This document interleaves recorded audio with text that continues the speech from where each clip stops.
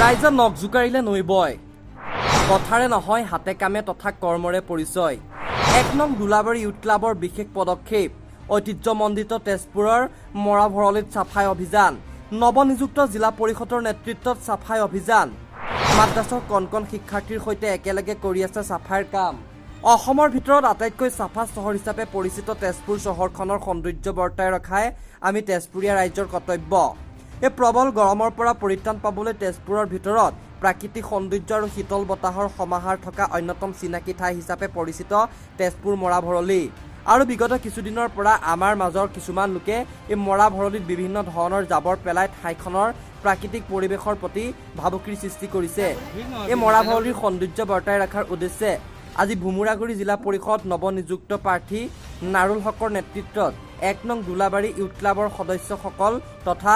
ফুলতলা মাদ্ৰাছাৰ ছাত্ৰসকলৰ সহযোগত ৰাতিপুৱাৰে পৰা চাফাই অভিযানৰ কাৰ্যসূচী ৰূপায়ণ কৰে তথা ভৱিষ্যতে এই স্থানৰ সৌন্দৰ্য অটুট ৰখাত ৰাইজৰ সহযোগিতা আহ্বান কৰে। আপোনালোকে নিশ্চয় জানে এইটো তেজপুৰ চহৰৰ গাতে লাগি থকা ইয়াত বৃহৎ এটা অঞ্চল আছে এই অঞ্চলৰ মানুহখিনি ইফালেই অহা যোৱা কৰে আৰু কিছুমান মানুহে আহি বেয়া বস্তু ৰাস্তাৰ কিনাৰত পেলাই থোৱাৰ কাৰণে দুৰ্গন্ধৰ সৃষ্টি হয় মানুহখিনি অসুবিধা পায় তাৰ উপৰিঞ্চি ইয়াত এখন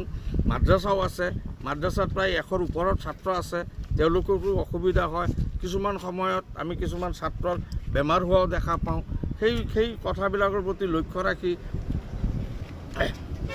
ময়ো চেষ্টা কৰি আছিলোঁ এই বিষয়টো লৈ কিন্তু মাজত কিছুমান দোলাবাৰীৰ উদীয়মান যুৱক দোলাবাৰী ইয়ং ক্লাবৰ কিছুমান যুৱক মোৰ লগত যোগাযোগ কৰি কথাবিলাক বুজাই ক'লে তেতিয়া ময়ো তেওঁলোকক সঁহাৰি জনালোঁ আৰু আজিৰ তাৰিখত তেওঁলোকে তাৰিখটো ফিক্স কৰি মোকো মাতিলে ময়ো আহিলোঁ তেওঁলোকৰ সহায় সহযোগ লৈ আজি যিটো চাফাই অভিযান চলিছে তাত মই নথৈ আনন্দিত হৈছোঁ।